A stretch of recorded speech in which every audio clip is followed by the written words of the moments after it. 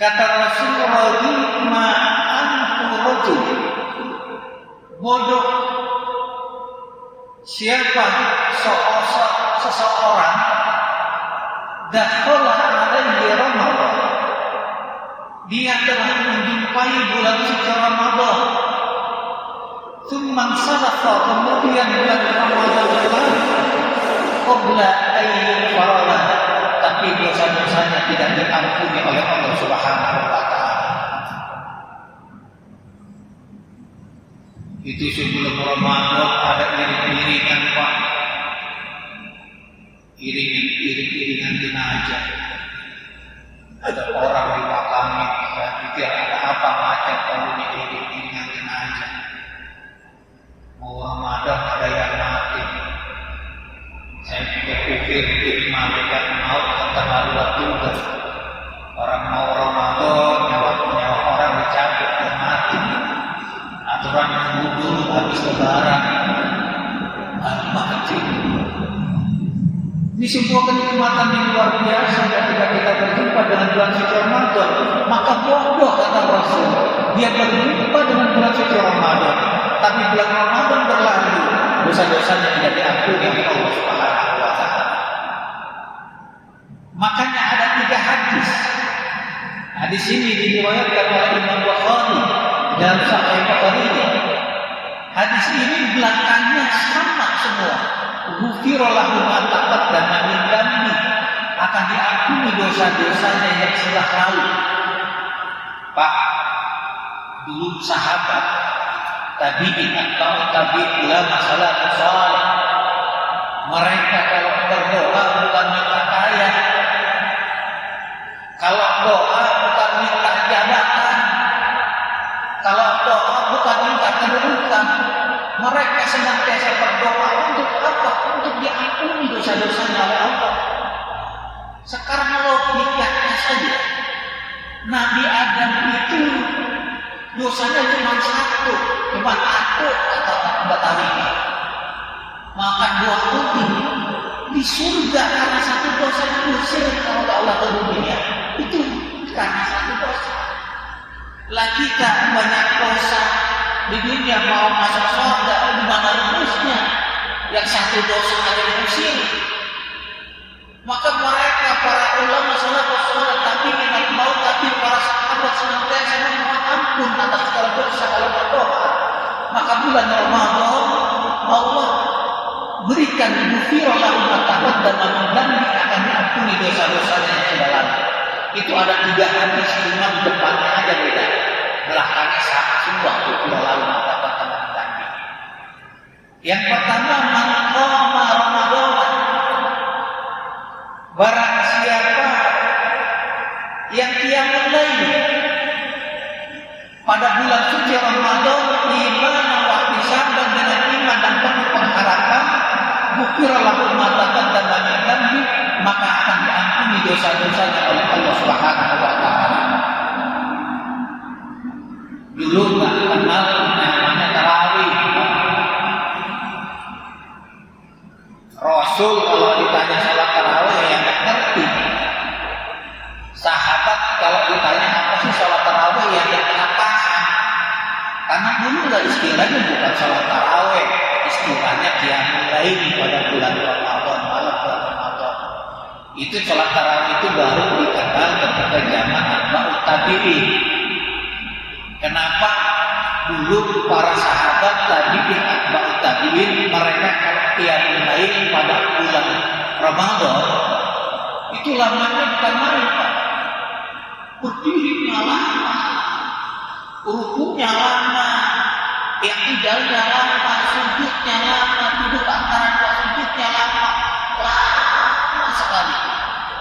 Sehingga ketika habis salam pada pegel, habis salam istirahat dulu. Setiap pagi setelah salam istirahat dulu. Nah, istirahat itu bahasa Arab tarawih. Maka salat qiyamul lail itu dikenal dengan nama salat tarawih. Kalau sekarang kayaknya namanya perlu diganti buat salat tarawih lagi. Orang salat tarawih itu maunya cepat,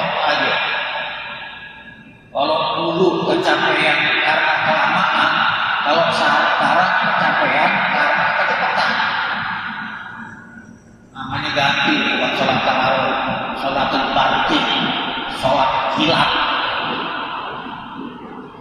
Dulu lama. Dan sejarahnya di dalam Sahih Bukhari itu Rasul pada malam pertama kata Aisyah malam pergi ke masjid kemudian sholat. Lalu sahabat ngikutin sholat bersama Rasul berjamaah. Nah besok paginya patah hati ternas dia cerita sama yang lain. Oh ya Rasul sholat di masjid. Rasul sholat di masjid. Yang tadinya nggak tahu terus tahu malamnya pergi ke masjid sholat bareng bersama Rasul. Itu malam kedua makin ramai lagi doa taruh minggu. Terus malam ketiga lebih banyak lagi. Kemudian malam keempat semakin banyak lagi sampai aja jadi masjid. Masjid itu sampai nggak nampung. Malam keempat tapi apa yang terjadi ketika malam keempat Rasul nggak keluar. Rasul nggak ikutin jamaah, nggak berjamaah, nggak imam sholat tarawih, sholat qiyamul lail. Keluar pas waktu subuh. Terus waktu subuh Rasul katakan apa? Innahu la yaqbal la alayya makankum walakin khasyitu an tuqrada alaikum. Saya bukan nggak tahu kalian itu datang ke masjid semua. Saya bukan tidak tahu, saya tahu.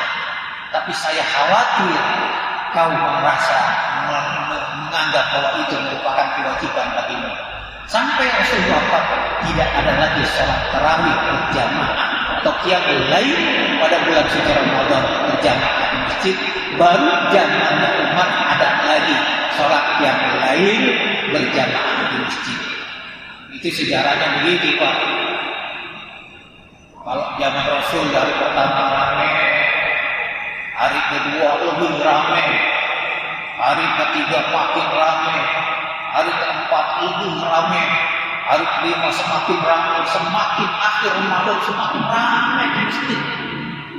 Sama di Indonesia, malam pertama ramai, malam kedua kurang dikit, malam ketiga makin kurang, malam keempat lebih kurang, malam kedua 9 tinggal imam rawatib sama marah doa. Padahal semakin akhir itu seharusnya kita semakin giat. Yang kedua, man shoma Ramadan, barang siapa yang berpuasa pada bulan suci Ramadan, iman wa ihtisaban dengan iman dan penuh pengharapan, ghufira lahu ma taqaddama min dhanbi, maka akan diampuni dosa-dosanya oleh Allah. Tadi man qoma, sekarang man shoma, barang siapa yang berpuasa. Kemudian yang ketiga, belakangnya sama, ghufira lahu ma taqaddama min dhanbi, tapi depannya beda. Man qoma lailatal qadri, barang siapa yang qiyamul lail, beribadah, baca Quran, iktikaf pada malam Al-Qadar atau Lailatul Qadar, bertepatan dengan Lailatul Qadar, maka ghufira lahu ma taqaddama min dhanbi, akan diampuni dosa-dosanya oleh Allah Subhanahu wa taala. Kapan itu malam Al-Qadar? Malam Al-Qadar itu 10 terakhir dari bulan suci Ramadan. Taharru Lailatul Qadri minal ashri awakhir Ramadan. Kau cari Lailatul Qadar, malam Al-Qadar itu 10 terakhir dari bulan suci Ramadan. Kenapa Allah berikan malam Al-Qadar kepada kita? Karena usia kita ini sedikit, Pak. Jatah kita ini cuma 62 tahun. Karena kalau jatah-jatah orang dulu itu umurnya panjang sesuai dengan nabinya. Nabi Adam sampai 1000 tahun, berarti umatnya hampir 1000 tahun rata-rata. Nabi Nuh 350 tahun rata-rata, umatnya 350 tahun. Nabi kita Muhammad SAW hanya 42 tahun, berarti rata-rata umatnya 60 tahun. Tinggal dihitung saja. Kalau hari ini ada yang umurnya 40 tahun, berarti 20 tahun lagi mati. Yang 50 tahun, 10 tahun lagi mati. Yang 60 tahun berarti tinggal nunggu saat-saatnya datang kematian. Cuma sebentar kita tinggal di dunia. Maka kita tidak sama dengan umat yang dahulu. Maka Allah berikan suatu malam yang ketika kita beribadah pada malam itu lebih baik daripada 1000 bulan, sekitar 83 tahun. Kalau 10 tahun saja kita berjumpa dengan malam Al-Qadar, sama saja kita beribadah 850 tahun, hampir akan mengalahkan umat-umat terdahulu. Yang terakhir kata Rasul, rojiba anhu rajulun indahu abawahu kibar falan yudkhilahu jannah. Bodoh orang yang ketika dia menjumpai kedua orang tuanya tua renta, atau salah satunya tua renta, dia masih ada orang tuanya sekarang masih ada, masih tua renta. Namanya orang tua kadang-kadang kan ngeselin, nggak bisa makan harus disuapin, nggak bisa dicengkok harus dicengkokin, nggak bisa jalan harus dibopok. Itu kan bikin ngeselin. Tapi kata Rasul itu pintu surga. Kalau kau menjumpai kedua orang tuamu atau salah satu di antara kedua orang tuamu sudah tua renta terus masih hidup, kau masih jumpai, tapi kau tidak sampai masuk surga, itu bodoh. Itu pintu surga katanya. Maka Hasan Al-Basri seorang ulama besar nangis tersebut nangis luar biasa ketika ibunya wafat. Dia bilang kenapa? Salah satu pintu surga itu ditutup. Maka berbahagialah orang yang pada hari ini masih menjumpai kedua orang tuanya atau salah satunya. Itulah pintu surga yang masih Allah bukakan untuk kita masuk ke dalam surganya Allah Subhanahu wa ta'ala. Subhanaka Allahumma wa bihamdika asyhadu an la ilaha illa anta astaghfiruka wa atubu ilaik. Wa assalamualaikum warahmatullahi wabarakatuh.